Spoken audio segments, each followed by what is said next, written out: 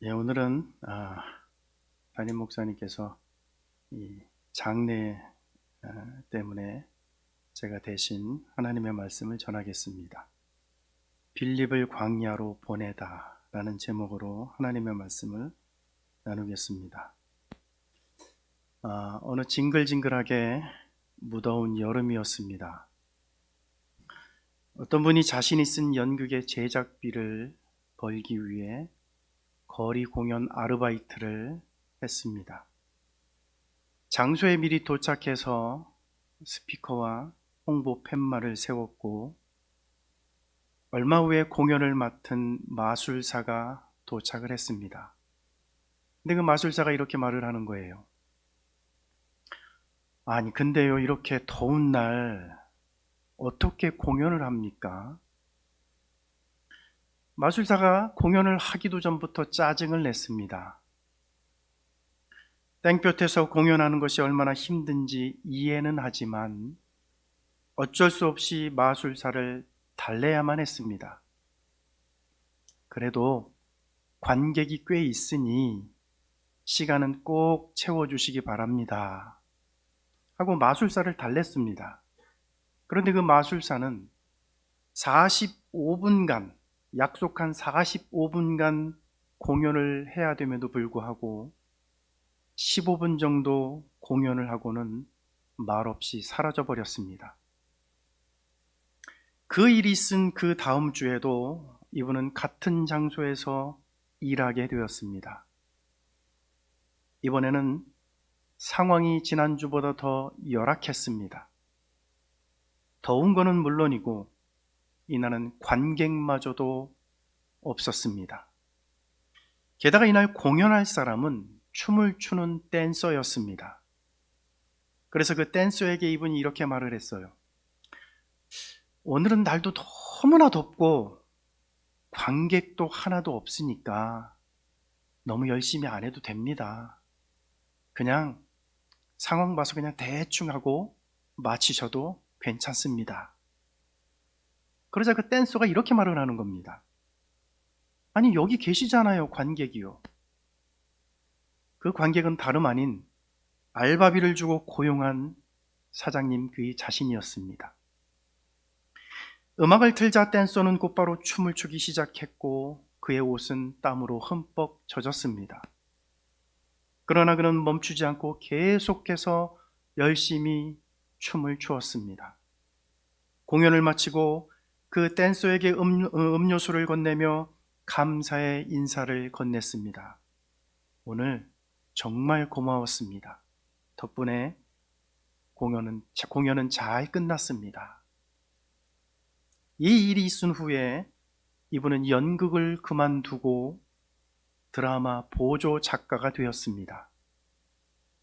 그리고 환경이 열악해서 일할 기분이 나지 않을 때, 그리고 대충 일을 끝내고 싶을 때, 그런 생각이 들 때마다 무더운 여름날 관객이 하나도 없는 곳에서도 땀을 뻘뻘 흘리며 열심히 춤을 춘 그 댄서를 생각하며 마음을 잡고 열심히 일을 했어요. 여러분, 오늘 우리는 어떤 자세로 일하고 있습니까? 환경이 어려우면, 일할 분위기가 나지 않는 곳이면, 그리고 불편함을 느끼는 곳이면 여러분 그런 자리를 피하려고 하지 않습니까? 좋은 환경에서만 일하려고 하고 편한 분위기에서만 일을 하려고 하지는 않나요, 여러분? 여러분, 진짜 그리스도인은 어디로 가든지, 하나님이 어디로 보내시든지 그곳이 불편하든지 불편하지 않든지, 아니면 환경이 어렵든지 않든지 그 모든 것에 상관없이 열심히 일하는 사람이 진짜 그리스도인입니다. 여러분, 이런 그리스도인들이 다 되시기를 주의 이름으로 축원합니다. 오늘 본문의 이야기를 보면 성령께서 빌립을 보내 에디오피아 내시를 만나게 하시고 복음을 듣게 하셔서 구원에 이르도록 하는 이야기가 오늘 본문에 나옵니다. 저는 이 이야기를 통해 몇 가지 영적인 교훈을 나누고 싶습니다. 첫째는 하나님께서 빌립을 광야로 보내고 계십니다. 여러분 26절을 한번 보세요. 주의 사자가 빌립에게 말하여 이르되 일어나서 남쪽으로 향하여 예루살렘에서 가사로 내려가는 길까지 가라 하니 그 길은 광야라. 주의 사자가 빌립에게 메시지를 줍니다. 예루살렘에서 가사로 내려간 길까지 가라. 여러분 여기 나오는 이 가사라고 하는 이 지역은요, 블레셋의 5개의 도시 중에 맨 아래쪽에 위치한 도시가 바로 가사입니다. 그리고 예루살렘에서 여기 가사까지 가는 이 길은 바로 아프리카로 가는 길이었습니다. 거리만 해도 무려 100km가 넘는 길이었습니다. 지금이야 교통수단이 발달해서 100km쯤이야 차로다가 1시간이나 1시간 반이면 충분히 달려갈 수 있는 거리이지만 당시 고대 세계에서는 수레를 타고 간다고 해도 지금과 같은 아스팔트 도로가 없기 때문에 하루 종일 가야만 하는 거리였습니다. 주의 사자는 빌립을 바로 그 먼 곳으로 보내고 있었던 것입니다. 그런데 성경은 그 길을 일컬어 그 길은 광야라고 말합니다. 다시 말하면 예루살렘에서 가사로 가는 길, 빌립이 자신의 사명을 완수하기 위해 달려가야 할 그 길은 광야와 같은 험한 길이었습니다. 여러분, 광야하면 떠오르는 이미지가 무엇입니까? 광야하면 이스라엘 백성들이 출애굽을 하여 40년간 헤매고 다니던 그 광야가 떠오르지 않습니까? 숨이 막힐 정도로 뜨거운 한낮의 태양과 순식간에 영하의 기온으로 떨어지는 새벽 추위, 또한 마실 물이 없어 목마름의 고통으로 신음하며 뱀과 전갈이 나오는 땅, 그 땅이 바로 광야입니다. 여러분, 이 세상에 이런 광야를 좋아할 사람이 있을까요? 불뱀과 전갈이 나오고 새벽 추위와 낮에는 무더운 그런 태양볕이 내리쬐는 그런 광야와 같은 그런 세상, 여러분, 그런 곳을 좋아할 사람이 과연 있겠습니까? 그런데 주의 사자는 빌립을 그곳 광야로 보내고 있습니다. 자, 그렇다면 여러분, 왜 성령은 빌립을 그곳 광야로 보내셨을까요? 사람들이 많이 모이는 화려한 도시 예루살렘 한가운데로 보내지 않고 왜 거기 불뱀과 전갈이 나오는 땅, 목마름의 고통이 있는 땅으로 왜 빌립을 보내셨을까요? 그것은 거기에 구원받아야 할 영혼이 있었기 때문입니다. 거기 광야길에서 에티오피아 여왕의 국고를 맡았던 내시를 만나 그에게 예수 그리스도의 복음을 전해주기 위해 빌립을 그곳으로 보내고 있었던 것입니다. 여러분, 우리는 가끔 나 자신에게 이렇게 말할 때가 있어요. 왜 맨날 내가 가는 곳은 힘들고 어려운 곳인지 모르겠다. 왜 내가 가는 곳은 모두가 다 엉망이고 제대로 된 곳이 하나도 없냐고. 내가 만나서 대화하고 함께 일하는 사람들은 양심도 없는 엉터리 신앙인들 뿐이라고. 여러분, 우리가 우리 스스로에게 그렇게 말하지 않습니까? 왜 내가 가는 곳은 이런 사람들만 있냐고요. 여러분, 정말 그렇게 말할 때가 있습니까? 그렇다면 하나님이 여러분을 거기 영적인 광야로 보내신 것입니다. 거기 예수 그리스도의 복음을 들어야 될 영혼이 있기 때문에 나를 그곳으로 보내신 것입니다. 따라서 왜 나를 광야와 같은 세상, 광야와 같은 직장, 광야와 같은 학교, 광야와 같은 교회로 보내셨냐고 여러분 불평하지 마시기 바랍니다. 하나님이 빌립을 통해 한 사람의 영혼을 구원하셨듯이 하나님은 오늘 여러분을 통해 한 영혼을 구원하시기를 원하고 계시는 것입니다. 여러분, 성경을 한번 보세요. 하나님의 손에 붙들려 쓰임받은 사람들을 한번 보시기 바랍니다.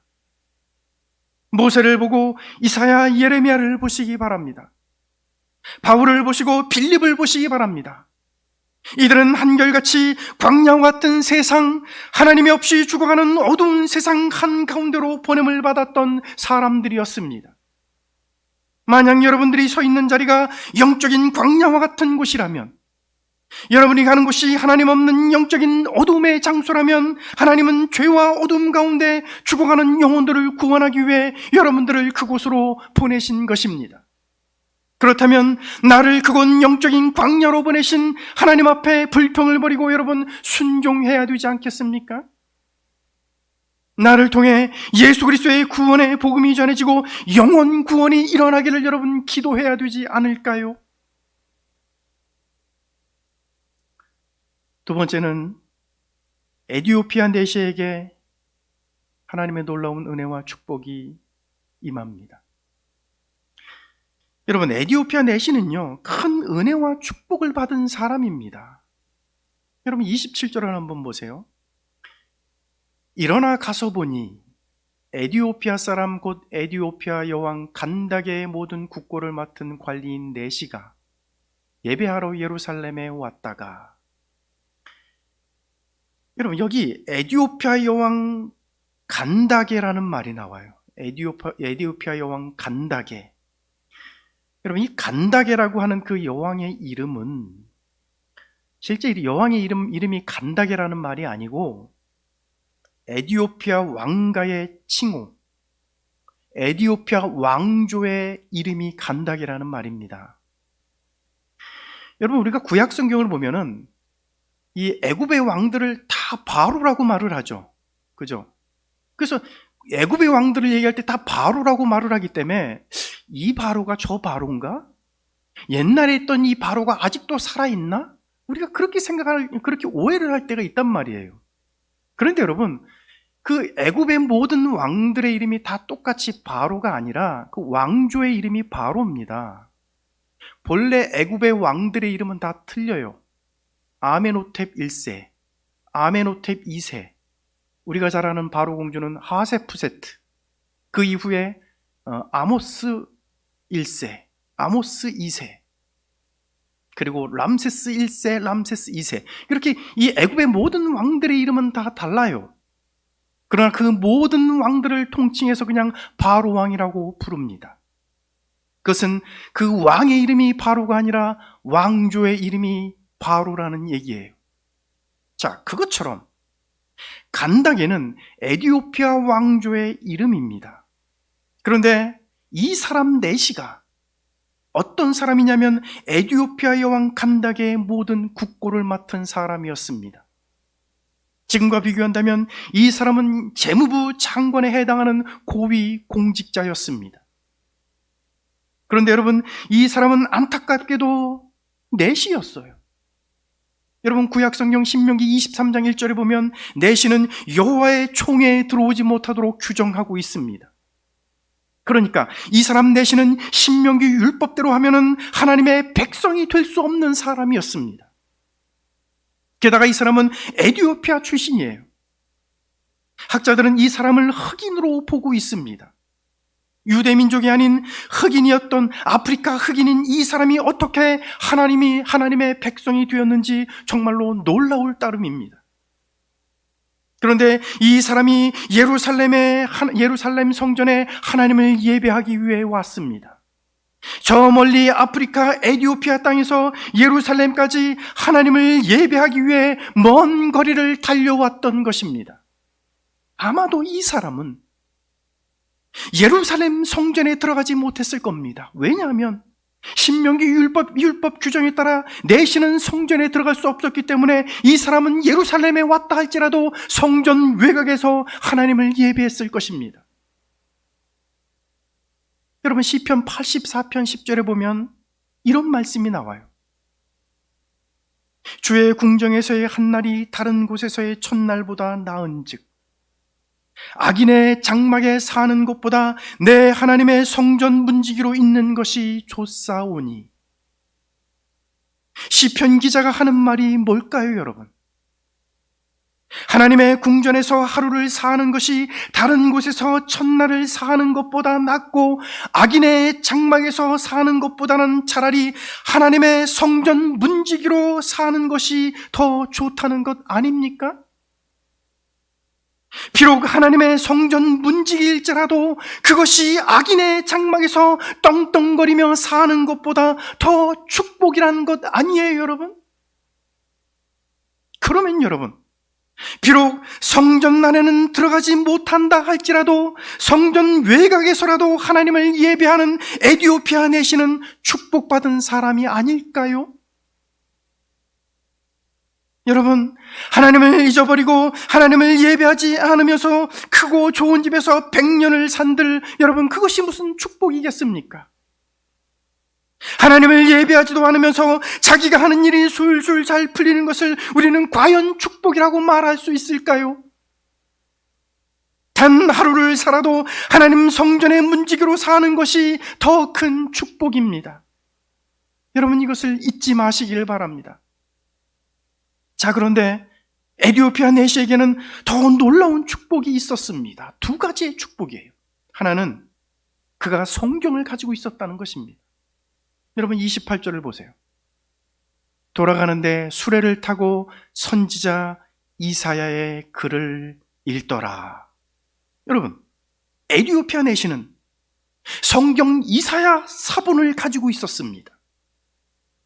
여러분, 지금은요, 책을 쓰는 사람이, 책을 내는 사람이 컴퓨터로다가 작업을 해서 출판사에다가 이 파일로 넘겨주면 출판사에서 컴퓨터로 교정 작업을 해서 원하는 만큼 책을 찍어낼 수가 있습니다.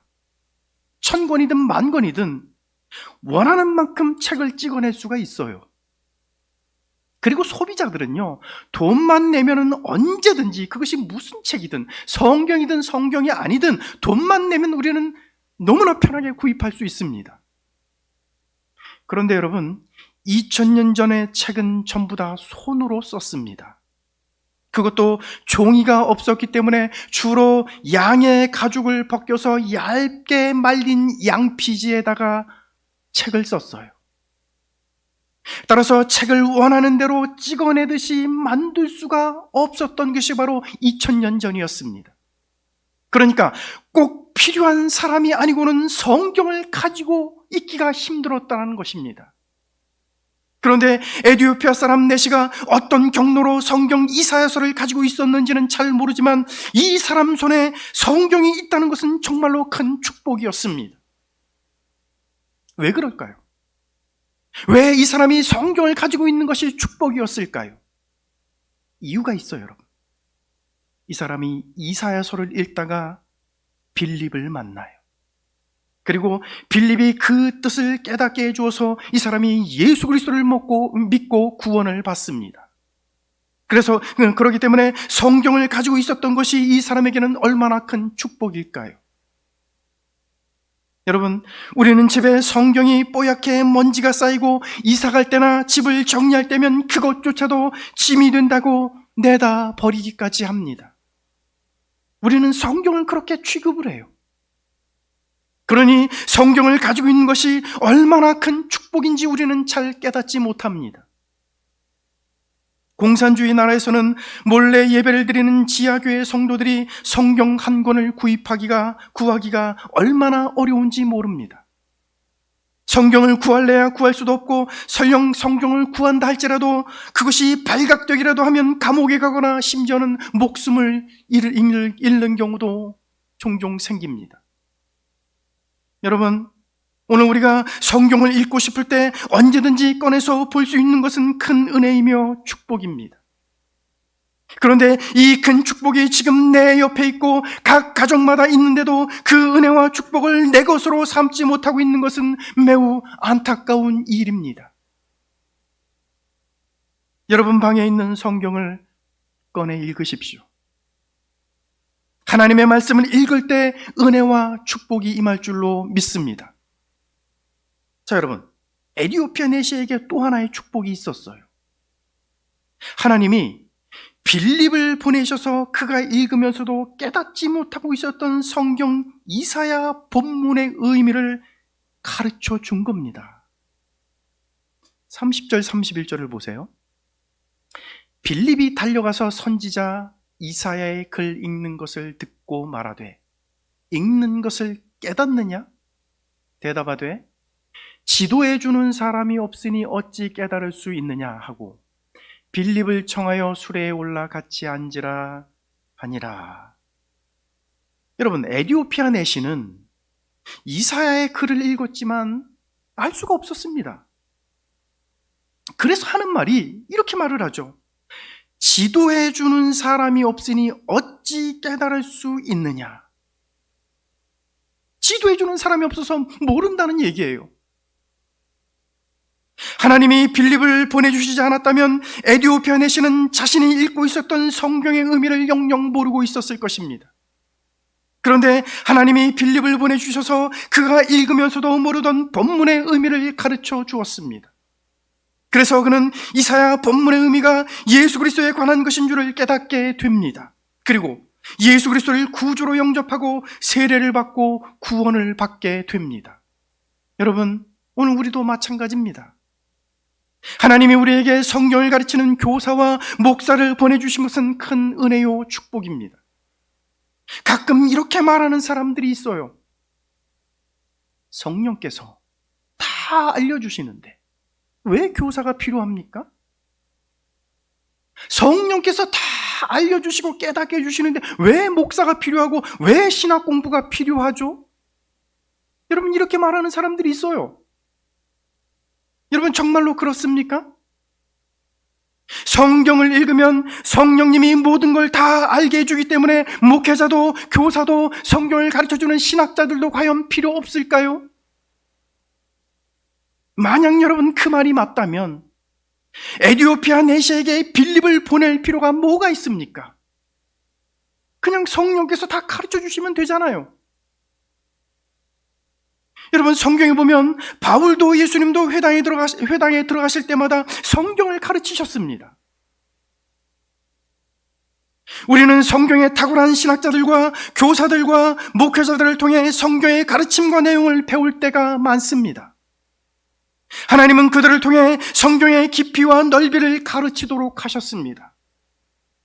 갈라디아서 6장 6절에 보면 가르침을 받는 자들은 말씀을 가르치는 자들과 모든 좋은 것을 함께 하라고 말합니다. 말씀을 가르치는 자들이 필요 없다면 이런 말씀을 주셨을까요? 마태복음 28장 19절 20절에 보면 그러므로 너희는 가서 모든 족속을 제자로 삼아 아버지와 아들과 성령의 이름으로 세례를 베풀고 내가 너희에게 분부한 모든 것을 가르쳐 지키게 하라. 예수님도 분명히 가르쳐 지키게 하라고 말씀하셨습니다. 여러분, 오늘 우리에게 성경을 가르치는 교사와 목회자가 있다는 것은 큰 은혜이며 축복입니다. 세 번째는요, 내시는 빌립을 또다시 보지 못했어요. 여러분, 39절을 한번 보세요. 둘이 물에서 올라올새 주의 영이 빌립을 이끌어 간지라. 내시는 기쁘게 길을 가므로 그를 다시 보지 못하니라. 두 사람이 물에서 올라왔다는 말은 빌립이 내시에게 세례를 줬다는 얘기예요.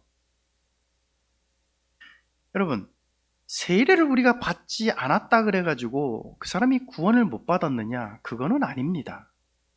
세례를 못 받았어도 구원과는 상관이 없어요. 그러나 세례는 사람들 앞에서 내가 예수를 구주로 고백하고 그리스도인이 되었다고 하는 공개적인 선언이고 하나님의 백성임을 사람들 앞에서 천명하는 믿음의 고백인 것입니다. 에디오피아 내시는 그렇게 세례를 받고 그리스도인이 되었습니다. 자, 그런데 여러분, 그 다음에 나오는 말이 우리를 놀라게 합니다. 이런 말씀이 나와요, 여러분. 물에서 올라온 후에 성령이 빌립을 이끌어 갔다. 그렇게 말을 해요. 물에서 올라온 후에 성령이 빌립을 이끌어 가셨어요. 여러분, 여기 이끌어 갔다는 얘기는요, 좀 어려운 말로 하르파조라고 하는 말이에요. 영어로 말하면 스네치드 했단 말이에요. 스네치. 낚아채 갔다는 얘기예요. 빌립과 내시가 물에서 올라온 후에 성령께서 빌립을 확 낚아채듯이 어디론가 데리고 가버렸어요. 그래서 내시는 그 이후로 빌립을 2번 다시 보지 못했습니다. 여러분, 빌립과 내시는 일평생 단 한 번 만난 사이였습니다. 그것도 길을 가다가 잠시 만난 사이였어요. 그런데 일평생 단 한 번 만난 빌립이라는 사람 때문에 에티오피아 내시의 운명이 이날 바뀌게 됩니다. 아주 잠깐 단 한 번 만난 사람이 내시의 운명을 바꾸고 영혼의 미래를 바꾸어 놓았습니다. 빌립은 단 한 번의 만남으로 내시의 영혼과 그의 미래의 운명을 바꾸어 놓은 사람이었습니다. 그런데 여러분, 그가 그렇게 할 수 있었던 것은 그의 배후에 성령이 있었기 때문이었습니다.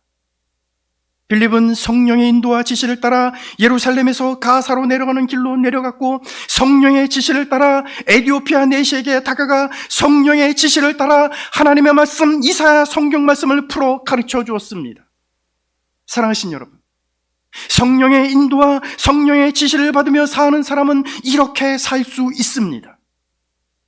성령의 지시와 인도를 받는 사람은 다른 사람의 영혼을 바꾸어 놓을 수 있으며, 단 한 번의 만남, 짧은 순간의 만남으로도 상대방의 인격과 삶을 송두리째 바꾸어 놓을 수 있는 엄청난 영향력을 끼칠 수 있습니다. 그렇다면 오늘 여러분들은 지금까지 어떻게 살아오셨습니까? 지금까지 단 한 사람이라도 다른 사람의 인격과 삶을, 그리고 다른 사람의 영혼을 변화시키고 송두리째 바꾸어 놓았던 적이 있습니까? 그런 거룩한 영향력을 끼치며 살아온 일이 있나요, 여러분? 그저 의미 없이 왔다 갔다 시간만 허비하는 그런 인생, 혹시 그런 인생을 살고 있지는 않습니까?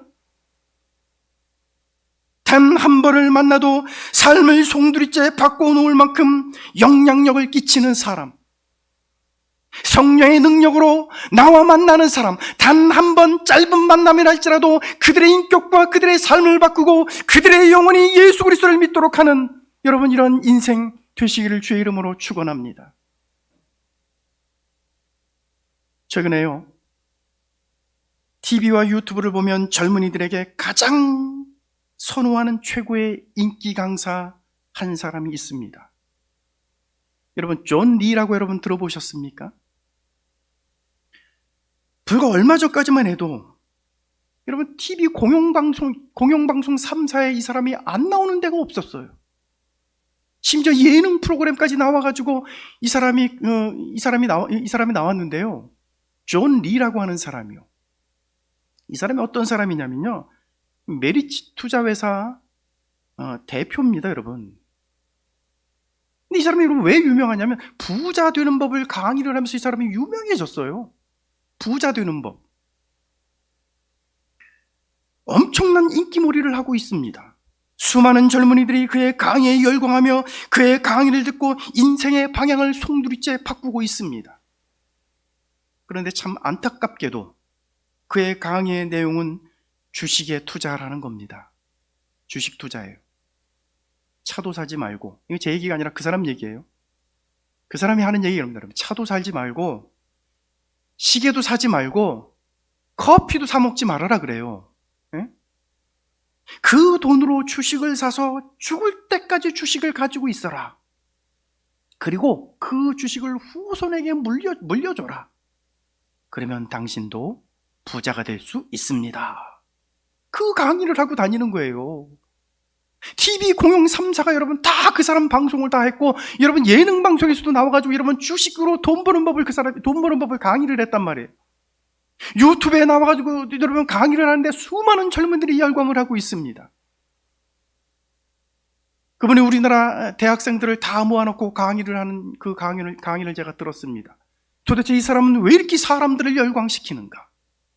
도대체 이 사람은 무엇 때문에 젊은이들을 이렇게 열광시키고 수많은 젊은이들의 인생과 삶을 송두리째 바꾸는가?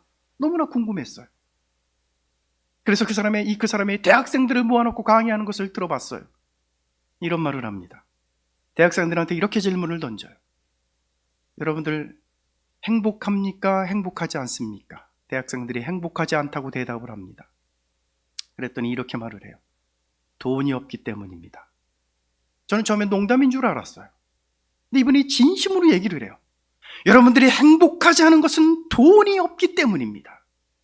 여러분들이 돈이 있으면 행복할 수 있습니다. 저는 너무나 충격을 받았어요. 이런 강의를 하고 이런 강연을 하는 사람을 공영 3사에서 초청을 해가지고 정규방송에서 이 사람의 강연을 내보내고, 심지어는 CBS 방송에서도 이 사람의 강연을 내보냅니다. 아니, 어떻게 그리스도인들이, 어떻게 CBS 방송국에서 이런 사람의 강연을 내보낼 수 있을까? 돈이면 행복할 수 있다고 말하는 사람, 예수 그리스도가 아니라 돈으로 행복을 살 수 있다고 말하는 사람, 돈이 없기 때문에 행복하지 않다고 말하는 사람, 그렇기 때문에 너희들이 커피를 사서 마시는 그 돈을 아껴서 주식을 사라고 말하는 사람, 어떻게 이런 사람을 여러분 기독교 방송국에서 불러서 강연을 하도록 할 수 있을까? 너무나 큰 충격을 받았습니다. 여러분, 삶의 목적이 돈이 아니라고 믿는 사람들, 이 땅에서의 삶이 전부가 아니고 영원한 천국을 바라보며 사는 사람들에게는 그의 강의는 전도서 기자가 말한 것처럼 미련하고 헛된 것을 잡으려는 것일 뿐입니다. 우리는 그렇게 살라고 부름받은 사람들이 아니에요. 그런 영향을 끼치며 살라고 부름받지 않았습니다. 사랑하신 여러분, 단 한 번을 만나도 영혼을 변화시키는 사람, 상대방의 인격과 삶을 송두리째 바꾸어 놓을 수 있는 사람, 그런 그리스도인들이 되시기를 주의 이름으로 축원합니다. 기도하겠습니다.